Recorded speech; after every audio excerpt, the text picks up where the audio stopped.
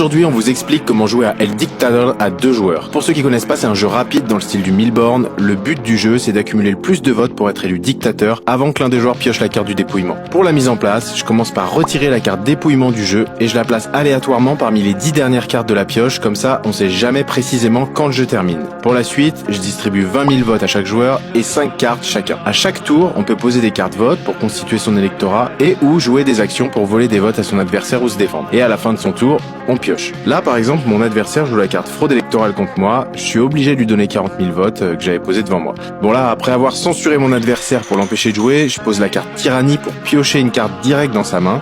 D'ailleurs, elle est pas mal cette carte. Alors, il y a plein de cartes actions possibles et ce qui est important, c'est toujours de garder des cartes coup de pression car elles permettent d'annuler l'action contre soi. Il y en a pas beaucoup dans le jeu. Un autre exemple aussi, je joue la carte service secret, comme ça mon adversaire pourra plus voir combien de votes j'ai dans mon électorat. Je les cache. Bref, la partie continue jusqu'à que l'un des joueurs pioche la carte dépouillement et là je me rends compte que c'est trop tard, j'aurais dû poser tous les votes que j'avais encore dans ma main devant moi. Maintenant, chacun compte ses votes et celui qui en aura le plus est alors élu El Dictador.